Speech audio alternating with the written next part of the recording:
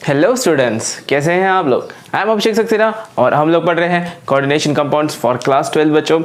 Last lecture में हमने valence bond theory देखी फॉर कोऑर्डिनेशन कंपाउंड कि कोऑर्डिनेशन कंपाउंड किस तरीके से बनते हैं। वैलेंस बॉन्ड थ्योरी ने हमें एक्सप्लेन किया how they are form, but valence bond theory के बहुत सारे ड्रॉबैक्स थे जो कि हमें ओवरकम करके अब आगे की थ्योरी पढ़नी है, that is crystal field theory. So talk about crystal field theory today. But आपको ध्यान में रखना है क्रिस्टल फील्ड थ्योरी थोड़ी सी कंफ्यूजिंग है, बच्चों को जल्दी समझ नहीं आती। क्यों नहीं समझ में आती? रीज़न उसके पीछे ये है कि आप लोग इस थ्योरी को वैलेंस बॉन्ड थ्योरी के साथ कंपेयर करते हो। बच्चों ये थ्योरी बिल्कुल डिफरेंट है, आपको इस थ्योरी को वैलेंस बॉन्ड थ्योरी के साथ कंपेयर नहीं करना है। Valence bond theory is related with hybridization, related with the overlapping of orbitals, वो सब चीज़ें हम वैलेंस बॉन्ड थ्योरी में पढ़ते हैं। लेकिन यहाँ पर क्रिस्टल फील्ड थ्योरी में आपको ध्यान में रखना है कि we don't discuss about the overlapping और हाइब्रिडाइजेशन। हाइब्रिडाइजेशन के बारे में तो बिल्कुल बात नहीं करनी है आपको यहाँ पर, और ओवरलैपिंग के बारे में हमारे सिलेबस में कोई बात नहीं है, तो हम ओवरलैपिंग के बारे में भी डिस्कस नहीं करेंगे। जस्ट एनर्जी के रिलेटेड कुछ टर्म्स है वो मैं आपको बताऊंगा, लेकिन ओवरलैपिंग के बारे में क्रिस्टल फील्ड थ्योरी में हम नहीं पढ़ते। यहाँ पर वी डिस्कस ओनली अबाउट जो स्ट्रॉन्ग लिगेंड और वीक लिगेंड में क्या गड़बड़ हो रही थी। वी सेड कि स्ट्रॉन्ग लिगेंड के वजह से there is a low spin और हाई स्पिन जो कॉम्प्लेक्स बन रहे थे, तो वो जो कॉन्सेप्ट था उससे एक्सप्लेन करने के लिए क्रिस्टल फील्ड थ्योरी बहुत इंपॉर्टेंट है। कलर्स को एक्सप्लेन करने के लिए हम क्रिस्टल फील्ड थ्योरी को यूज़ करते हैं, कलर ऑफ कोऑर्डिनेशन कंपाउंड। तो सबसे पहले हम बात करते हैं दो पॉइंट्स जो मैंने आपको एक्सप्लेन किए, no correlation with valence bond theory. So that is you have to remember कि it should not be correlated with the valence bond theory। VBT के साथ इसको कंपेयर मत करना, नहीं तो ये समझ में नहीं आएगी। VBT को पढ़ो, CFT क्रिस्टल फील्ड थ्योरी को अलग पढ़ो, ठीक है, समझ में आ रहा है। इसलिए मैंने वो लेक्चर पूरा सेपरेट रखा और ये लेक्चर पूरा सेपरेट रखा है। Second, do not deal with bonding in our syllabus. Bonding तो होने वाला थ्योरी है, तो बॉन्डिंग के बारे में ये एक्सप्लेन करता है। अगर आप हायर लेवल पे जाकर पढ़ते हो इसके बारे में, तो बॉन्डिंग के बारे में आपको पढ़ना पड़ेगा। यहाँ पर हम सिर्फ डी ऑर्बिटल में क्या चेंजेस होने वाले हैं उसके बारे में ही पढ़ने वाले हैं। सो अब जो डाटा है means like crystal field theory, जैसे कि वैलेंस बॉन्ड थ्योरी में कोऑर्डिनेशन कंपाउंड या कोवेलेंट कंपाउंड की तरह ट्रीट किया था कॉम्प्लेक्स कंपाउंड्स को, तो यहाँ पर क्रिस्टल फील्ड थ्योरी ने क्या किया कि इट कंसिडर्ड कॉम्प्लेक्स, जो हमारा कॉम्प्लेक्स स्फीयर था वो एक आयनिक कंपाउंड की तरह है, आयनिक सब्सटेंस की तरह है। कैसे आयनिक सब्सटेंस की तरह? Total it is an electrostatic model, उसे एक इलेक्ट्रोस्टैटिक मॉडल की तरह एक्सप्लेन किया गया है। रिमेंबर कि जो हमारा कोऑर्डिनेशन स्फीयर है तो उसने ऐसे कंसिडर किया कि जो मेटल है, से बेसिक आइडिया बता रहा हूँ मैं आपको कि सेंट्रल मेटल है उसे सेंटर में पकड़ा गया, जैसे I will write here central metal, उसे एक पॉजिटिव स्फीयर ऐसा कंसिडर किया गया, और जितने भी लिगेंड्स हैं इसके एनी नंबर ऑफ लिगेंड्स, तो इन्हें एक negative sphere, like you know you had studied electrostatics in this is negative sphere, this is negative, this is negative, this is negative, this is negative। so जब negative positive का bonding होता है तब what will happen, there is electrostatic force, so electrostatic force of attraction से ये complex बनेगा, ऐसा CFT ने एक्सप्लेन किया। नाउ पोस्टुलेट्स में ऐसा जो मैंने यहाँ एक शॉर्ट टर्म में बताया वही चीज़ें दी हुई है।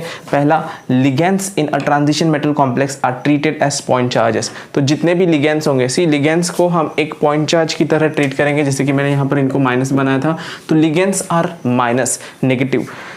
Ligands can be of two type. हमने देखा लिगेंड्स दो तरीके के होते हैं, एनायनिक लिगेंड्स और न्यूट्रल लिगेंड्स। पॉजिटिव लिगेंड्स नहीं होते, हमने कहीं भी पॉजिटिव लिगेंड्स नहीं पढ़े थे। तो नेगेटिव लिगेंड्स जितने भी होंगे उसमें तो ऑटोमेटिक नेगेटिव चार्ज है, तो उसमें उसे तो हम डायरेक्टली पॉइंट चार्ज ले सकते हैं। मतलब मैं से minus charge if it is octahedral and जो सेंट्रल मेटल एटम रहेगा उसको पॉजिटिव। तो इस तरीके से पॉइंट चार्ज कंसिडर करके हम इसे डिस्कस करते हैं। एंड जो न्यूट्रल लिगेंड्स है, सर आप बोलोगे सर न्यूट्रल लिगेंड्स को हम नेगेटिव चार्ज कैसे लेंगे? तो बच्चों न्यूट्रल लिगेंड्स मतलब न्यूट्रल होते हैं वो एज अ चार्ज, बट उनके पास इलेक्ट्रॉन पेयर होता है। So if I will take example of NH3, तो NH3 में बच्चों अमोनिया के पास लोन पेयर होता है। So this lone pair, what will this lone pair do? Because of this lone pair इसके ऊपर एक पार्शियल नेगेटिव चार्ज आएगा और हाइड्रोजन के ऊपर पार्शियल पॉजिटिव। सो जब it will form a dipole, partial positive partial negative. तो ये जो लिगेंड्स है यहाँ पर जो नेगेटिव चार्ज लेंगे, तो negative part, negative end of dipole, तो यहाँ पर हम लिगेंड्स के नेगेटिव एंड को कंसिडर करते हैं हमारा कि लिगेंड का, क्योंकि लिगेंड का इलेक्ट्रॉन डोनेट ही करने का काम होता है। जो भी न्यूट्रल लिगेंड्स होते हैं दे डोनेट इलेक्ट्रॉन, चाहे नेगेटिव हो या न्यूट्रल हो, डोनेट करते electrons. So here also what they are doing, हम उनके नेगेटिव पार्ट को, मतलब नेगेटिव डायपोल को ही लेंगे, पॉजिटिव डायपोल को नहीं लेंगे। नेगेटिव डायपोल को एज अ नेगेटिव चार्ज, जो ये हमने चार्जेस का स्फीयर बनाया, ये हमारा नेगेटिव चार्ज स्फीयर है और बीच में पॉजिटिव, तो negative positive will attract each other, so that kind of thing will happen. ठीक है, तो ये एक हुआ फोर्स ऑफ अट्रैक्शन। मतलब ये बॉन्डिंग के बारे में इतना ही डिटेल है कि पॉजिटिव चार्ज सेंटर में है और बाहर नेगेटिव चार्ज है, तो पॉजिटिव नेगेटिव का एक स्पीयर, इलेक्ट्रोस्टैटिक स्पीयर बन जाएगा, एक पूरा स्पीयर बनेगा और वो बहुत स्ट्रॉन्ग फोर्स ऑफ अट्रैक्शन रहेगा कि वो ब्रेक नहीं होगा। दैट्स वाई जब हम उसे सॉल्यूशन में ऐड करेंगे, that's why it will not break, but that details are not included for your syllabus. हम लोग सिर्फ डी ऑर्बिटल के डिसइंटीग्रेशन के बारे में बात करने वाले, डिजनरेशन के बारे में बात करने वाले। तो सेकंड थर्ड लेवल पे जब हम जाते हैं तो ये जो स्पीयर बन रहा था, इलेक्ट्रिक फील्ड बन रही थी, पॉजिटिव नेगेटिव जहाँ कंबाइन होंगे वहाँ पे इलेक्ट्रिक फील्ड बनेगी। So in electric field negative charges of 5d orbital, तो जो 5d ऑर्बिटल, अब 5d ऑर्बिटल्स, ये क्या है 5d नहीं 5d ऑर्बिटल्स, कि d ऑर्बिटल्स के डी कितने डी ऑर्बिटल्स होते हैं 5, तो इसको मैं नंबर में लिख दे, नंबर में नहीं लिखता, ऐसे ही लिखना सही है। 5 लिखूंगा तो आप बोलोगे कि 5 फिफ्थ ऑर्बिट का है, फिफ्थ ऑर्बिट के डी ऑर्बिटल की बात नहीं कर रहे बच्चों। 5d ऑर्बिटल्स मतलब डी ऑर्बिटल, डी में कितने ऑर्बिटल्स होते हैं, टोटल 5 ऑर्बिटल्स होते हैं, डी के टोटल 5 ऑर्बिटल्स होते हैं, और उसमें जो भी इलेक्ट्रॉन्स होंगे वो यहाँ पर प्रॉपरली बिहेव नहीं करेंगे because of electric field. Electric field में there is positive negative charges, तो इलेक्ट्रॉन्स जो रहेंगे वो there will different force will act on that, and उसके वजह से क्या होगा, there will be, जो d ऑर्बिटल हम कंसिडर करते थे कि इक्वल चार्ज, d को आप कैसे बनाते हैं हम लोग इन दिस वे 1 2 3 4 5, ये d बनाते हैं हम लोग, कोई भी d हो 5 ऑर्बिटल्स, तो इनकी एनर्जी सेम है। d का एनर्जी क्या होता है, same energy, but in this condition they will have different energies and it will split, मतलब d orbital split हो जाएगा, splitting of d orbital takes place। तो because of energy, see हम सेम एनर्जी को साथ में रखते हैं और अलग अलग एनर्जीज को अलग अलग लेवल पे लेके जाते हैं, तो d ऑर्बिटल की एनर्जी अगर चेंज हो जाएगी तो जो लोअर एनर्जी होगा वो नीचे रहेगा और जो हायर एनर्जी है वो ऊपर चले जाएगा। So splitting of d orbital take place, उस स्प्लिटिंग को हम बोलते हैं क्रिस्टल फील्ड स्प्लिटिंग, CFS। कहीं कहीं पर अगर मैंने वर्ड यूज किया CFS तो you don't get confuse, book में भी कहीं लिखा हो तो crystal, sorry CFS,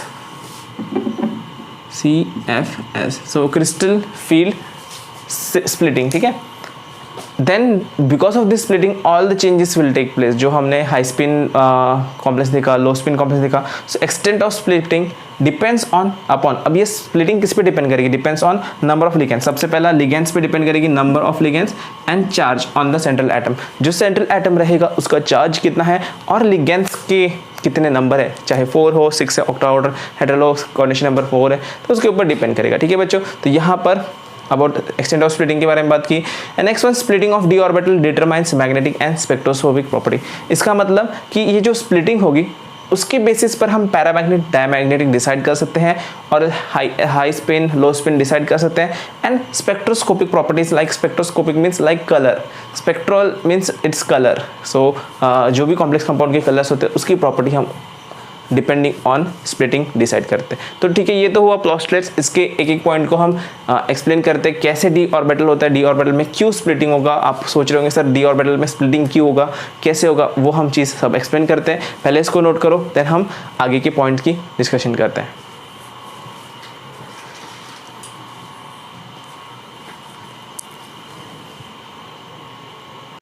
okay students, सो अब हम बात करते हैं क्रिस्टल फील्ड स्प्लिटिंग की या क्रिस्टल फील्ड थ्योरी की। किस तरीके से हम कोऑर्डिनेशन कंपाउंड या कॉम्प्लेक्स कंपाउंड में डी ऑर्बिटल का स्प्लिटिंग करने वाले हैं, या एक्चुअल में क्या होता है। अब तक आपने इस टॉपिक के बारे में आप बुक में देखोगे या कहीं से भी पढ़ोगे तो आपको कुछ समझ में नहीं आएगा बच्चों। ट्राई करते हैं कि यहाँ पर हम सिंपल तरीके से समझे इसे। किस तरीके से होगा, देखो सबसे पहले ये जो फर्स्ट पॉइंट मैंने लिखा है अबाउट चार्जेस, वो आपके दिमाग में बैठ जाना चाहिए। अब तक हम कोऑर्डिनेशन कंपाउंड में जब बात कर रहे थे तब हम कोऑर्डिनेट बॉन्ड या फिर कोवैलेंट बॉन्ड की बात कर रहे थे, वो अभी के लिए फिलहाल भूल जाओ, CFT के लिए भूल जाओ। क्योंकि यहाँ पर अगर आप वो सोचोगे तो सर बोलोगे कि सर यहाँ पे पॉजिटिव नेगेटिव कैसे बन रहा है, तो that point again we had discuss that thing in chemical bonding, because chemical bonding में भी आपने पढ़ा था कि ionic property of covalent compounds, so such you can see कि वैसे प्रॉपर्टी शो कर सकता है यहाँ पर। सो सबसे पहला अबाउट चार्जेस की बात करते हैं तो सेंट्रल मेटल पॉजिटिव है, मैंने लास्ट मतलब अभी एक्सप्लेन किया आपको।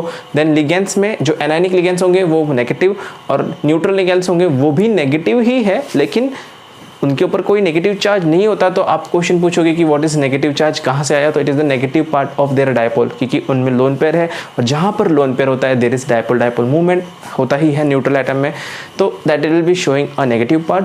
तो ये हुआ चार्जेस के बारे में, पॉजिटिव कहाँ से आया, नेगेटिव कहाँ से आया, ये आपको अच्छे से समझ गया। After that what will happen कि पॉजिटिव नेगेटिव है, but when ligands approaches central metal atom, तो जो सेंट्रल मेटल एटम है वो रहेगा एंड लिगेंड्स उसके पास आएंगे। So what will happen due to ligands interaction, ligands के पास देखो इलेक्ट्रॉन्स है, लिगेंड्स के पास इलेक्ट्रॉन है, इस मेटल के पास चार्जेस है लेकिन उसके पास भी इलेक्ट्रॉन है। See here, even though metal is positive but उसके पास इलेक्ट्रॉन भी होंगे और प्रोटॉन्स भी होंगे। जब लिगेंड्स आएंगे, लिगेंड्स के पास इलेक्ट्रॉन है, so there is electron repulsion,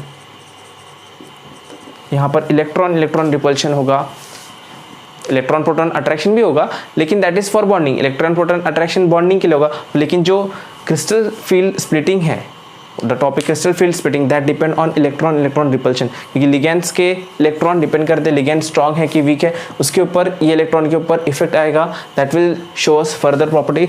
see it D orbital loses it's degeneracy. किसके डी ऑर्बिटल रहते हैं बच्चों, लिगेंड्स में डी ऑर्बिटल रहेंगे या मेटल में डी ऑर्बिटल रहेंगे, मेटल में डी ऑर्बिटल रहेंगे। These D orbitals have equal energy, D orbitals में इक्वल एनर्जी होती है, लेकिन ये जो लिगेंड्स आएंगे उनके ऊपर इलेक्ट्रॉन इंटरेक्शन की वजह से उनकी एनर्जी डिस्टर्ब हो जाएगी and they will show they losses degeneracy. बच्चों डीजेनरेसी का मतलब होता है इक्वल एनर्जीज। तो जो भी ऑर्बिटल्स होते हैं, same orbitals have same energy और equal energies, that we discuss in orbitals when you studied in about orbitals in 11th class. तो जब भी ऑर्बिटल्स के बारे में आप बात करते हैं तो ऑर्बिटल्स की एनर्जीज इक्वल होती है, इसलिए यहाँ पर हम उसके बारे में बात नहीं करेंगे। लेकिन जैसे ही लिगेंड इस मेटल के पास आएगा, इसकी जो डी ऑर्बिटल्स की जो एनर्जी है, वो डिस्टर्ब हो जाएगी एंड वो डी ऑर्बिटल ब्रेक हो जाएगा इनटू 2 डिविजन्स, और 2 डिविजन्स में ब्रेक होगा। कैसे होगा हम देखेंगे। It do not talk about S and P orbital. See here, यहाँ पर हम सिर्फ डी ऑर्बिटल की बात करते हैं, एस और पी पर क्या होगा उससे हमें फर्क नहीं पड़ता, because S and P are from the inner orbital. See S और पी जो है वो इनर ऑर्बिटल है, एक्चुअली डी भी हमारा इनर ऑर्बिटल से आता है, 3D से आता है, 4s2 देन 3D वाले फिल होते हैं ना, हमने लास्ट लेक्चर में देखा था वैलेंस बॉन्ड थ्योरी में। तो 3D वाले आएंगे, लेकिन एस एंड पी के बारे में हम बात नहीं करते मोस्टली, क्योंकि डी ऑर्बिटल यहाँ पर पार्टिसिपेट करता है ना, ओवरलैपिंग बोलो या बॉन्ड फॉर्मेशन में डी ऑर्बिटल के इलेक्ट्रॉन्स पार्टिसिपेट करते हैं। Do not talk about hybridization. Again here हम हाइब्रिडाइजेशन की बात नहीं करते, बिकॉज अगर हाइब्रिडाइजेशन आ जाएगा यहाँ पर तो ये तो सारे के सारे ऑर्बिटल सेम हो जाएंगे और क्रिस्टल फील्ड थ्योरी पूरी कैंसिल हो जाएगी, इसलिए VBT यहाँ पर अप्लाई नहीं होती, पूरा अलग थ्योरी है। नाउ अब ये तो हमें समझ गया कि डी ऑर्बिटल का स्प्लिटिंग होने वाला है, तो डी ऑर्बिटल कौन से डी ऑर्बिटल्स होंगे, क्या होगा स्प्लिटिंग। तो मैंने 5th पॉइंट डायरेक्ट लिख लिया, splitting of D orbitals into 2 groups, T2G and EG, और समटाइम्स इट इज TG और कभी कभी T2 या तो T2 एंड E, ऐसे भी स्प्लिटिंग होता है। 2 टाइप की स्प्लिटिंग होता है, वो हम देखेंगे। ऑक्टाहेड्रल में कैसा स्प्लिटिंग होता है, टेट्राहेड्रल में कैसा स्प्लिटिंग होता है, it depends on condition. Strong ligand के वक्त अलग, there is depending on condition there are 2 types of splitting. लेकिन पहला समझना कि 2 स्प्लिटिंग होंगे तो टोटल हमारे पास कितने ऑर्बिटल होते हैं। डी ऑर्बिटल में कौन से ऑर्बिटल होते हैं, देखो बच्चों, डी में DXY, DXZ, XY, YZ, DXZ, DX² - Y², DZ², ये टोटल 5 हमारे पास ऑर्बिटल्स होते हैं। तो इन 5 ऑर्बिटल्स में देखो बच्चों, जो फर्स्ट 3 मैंने लिखे हैं, दिस फर्स्ट 3 आर किस तरीके से होते हैं, इनके जो लोब्स होते हैं, व्हाट यू कैन से कि जो इनका लोब होता है, वी से this is lobe, you know orbital lobe. तो ये जो ऑर्बिटल लोब है, दिस इज ऑर्बिटल लोब। जो ऑर्बिटल लोब है it is not present in axis बच्चों। जैसे DXY की अगर मैं बात करता हूँ तो X और Y एक्सिस रहता है, एक्सिस है यहाँ पर, हियर देयर इज एक्सिस। लेकिन क्या कंडीशन होगी कि X एक्सिस पे कोई लोब नहीं, Y एक्सिस पे कोई लोब नहीं, और you know where electron is present inside this lobe, ये लोब के अंदर इलेक्ट्रॉन प्रेजेंट होना चाहिए ना, या फिर that lobe will have the capacity to accumulate the electron. Maximum, what is the definition of orbital? The space, maximum probability of finding an electron, that space is called as orbital. So इस space में electron मिलने की chances सबसे ज़्यादा है। Again this one here you can see in this condition, D X Y बोलो, D Y Z बोलो, D X Z, यहाँ पर एक्सिस में लोब नहीं है, that's why this orbitals are called as non axial orbitals. क्या कहते हैं हम इसे? Non axial orbitals. बच्चों नॉन एक्सियल ऑर्बिटल्स यहाँ तक समझ में आया। इसके बाद की जो दो ऑर्बिटल्स है d x square minus Y square, इसमें x, d x square minus Y square में क्या होता है? एक्स और वाई दोनों में लोब्स होते हैं। एक्स में भी, एक्स एक्सिस में लोब होता है, वाई एक्सिस में लोब होता है। And D Z square, when we talk about D Z square, तो डी जेड स्क्वायर में भी लोब है। देखो z का एक रिंग बनता है, z एक्सिस में लोब्स बनते हैं एंड एक डोनेट शेप स्ट्रक्चर या डोनेट स्ट्रक्चर बोलते हैं हम इसे, क्योंकि z स्क्वायर डबल वहाँ पे रिंग बन जाती है। So that is why condition. देखो यहाँ पर एक्सिस पे नहीं थे, यहाँ पर ये एक्सिस में, इसलिए इन्हें हम बोलेंगे axial orbitals. What will call axial orbitals. This one is about 11, आपको कंफ्यूज नहीं होना चाहिए, इसलिए मैं बता रहा हूँ। अब देखो डिपेंड ऑन कंडीशन, कंडीशन कैसे होगी कि ligands, you know ligands octahedral में क्या होता है, लिगेंड्स एक्सिस पर अटैक करते हैं, मतलब इफ दिस इज एक्सिस तो ligands will come from axis. अगर ये एक्सिस से आएगा तो यहाँ पर एक्सिस में लोब नहीं है, एक्सिस में लोब नहीं है तो ये इसको रिपल्शन नहीं करेगा। See here, if there is lobe, lobe means there will be chances of electron, तो लोब नहीं है तो ये इसको रिपेल नहीं करेगा और ये बॉन्ड यहाँ पर फॉर्म कर सकता है। तो this will help, there is no disturbance इसमें, और लिगेंड के पास आने में कोई डिस्टर्बेंस नहीं होगा। क्यों नहीं होगा? Because ligand, if ligand is coming axially, if ligand is attacking axially, तो नॉन एक्सियल ऑर्बिटल इजीली उसको अटैक करने देंगे, है कि नहीं बच्चों? अगर यहाँ पर बाउंड्री नहीं है, देखो कोई बाउंड्री नहीं है, अटैक कर सकता है यहाँ पर अगर, बट इसके ही अपोजिट में एक्सियल ऑर्बिटल्स में क्या होगा, अगर लिगेंड एक्सिस से अटैक करने जाएगा तो यहाँ पर तो लोन पे that lobe is present, lobe is, there में भी चांसेस ऑफ इलेक्ट्रॉन, तो लिगेंड वहाँ पर अटैक करने जाएगा, there will be repulsion and there will be very high energy required, तो उनको पास लाने के लिए हाई एनर्जी लगेगी। ये सिचुएशन दोनों for X square minus Y square and for D Z square दोनों में आ सकती है। इसलिए this three are making one group. D orbital, D जो हमारे 5 ऑर्बिटल्स थे, इसके 2 ग्रुप बनेंगे, एक डिवाइड होगा, one will be into D x square minus y square and dz square and another is with 3 dxy dxz dyz, ये 3 pair, नीचे 3 आएंगे ऊपर 2। सी ऐसे जरूरी नहीं, ये दिस इज फॉर ऑक्टाहेड्रल, ये ऑक्टाहेड्रल में आएगा। विल सी ऑक्टाहेड्रल में कैसे होता है, टेट्राहेड्रल में कैसे होता है। This condition is for octahedral, tetrahedral में इसका उल्टा होता है बच्चों। तो वो चीज़ हम डिटेल में पढ़ेंगे according to that coordination number and condition, octahedral में कैसा होता है, टेट्राहेड्रल में कैसा होता है। बट राइट नाउ आपको समझना होगा कि डी ऑर्बिटल की स्प्लिटिंग होगी बिकॉज ऑफ दिस प्रोसेस। इसी को हम बोलेंगे क्या बोलेंगे, हमने कहा था क्रिस्टल फील्ड स्प्लिटिंग। एंड अब बच्चों जब हम इसका नाम रखने जाएंगे तो दिस इज 3 ऑर्बिटल्स, तो ट्रिपली डीजनरेटेड ऑर्बिटल्स, इसे हम बोलेंगे ट्रिपली डीजनरेटेड ऑर्बिटल्स। तो T2G नाम आता है ऑक्टाहेड्रल में एंड इसका नाम आता है इक्वली डीजनरेटेड ऑर्बिटल्स, क्योंकि 2 है इक्वली डीजनरेटेड ऑर्बिटल्स, इसलिए इसका नाम आता है EG। So T2G and EG, तो कंफ्यूज नहीं होना है, T2G मतलब क्या होता है, EG क्या होता है, आप समझ में आ गया। डी टोटल 5 डी ऑर्बिटल्स थे, उसको 2 ग्रुप में डिवाइड किया, एक को दिस आर 2 इसलिए इनका नाम आया EG, और ये 3 है इसलिए T2G। ठीक है, अब T2G क्या है, वो सब नाम क्या है, इसको G कहाँ से है, वो हमारा पार्ट नहीं है। अगर आप उसके पीछे जाओगे तो ये पोर्शन आपको नहीं समझेगा। Actually this crystal field theory is just introduction to you, introduction as a introduction दिया हुआ है, नॉट इन डिटेल, बट फिर भी थोड़े डिटेल्स आपको समझ में आए। टेक्स्ट बुक रीड करोगे तो आपको कुछ समझ में नहीं आएगा, but I am trying to make it very simple. तो आप इसे सिंपल तरीके से पढ़ सकते हो, इस तरीके से समझ सकते हो। ठीक है बच्चों, तो यहाँ पर हमारा हुआ introduction of crystal field theory. तो इंट्रोडक्शन आपको समझ में आएगा, इसके बाद हमें इसको अप्लाई करना है ऑक्टाहेड्रल ज्योमेट्री और टेट्राहेड्रल ज्योमेट्री, तो वो हम नेक्स्ट लेक्चर में देखेंगे बच्चों। तो इस वीडियो को मैं यहीं पर स्टॉप करता हूँ। तो होप आपको ये समझ में आया होगा, ये पॉइंट समझ में आया। कुछ डिफिकल्टी हो तो आप मुझे कमेंट करके बताना या मुझे कांटेक्ट कर सकते हो।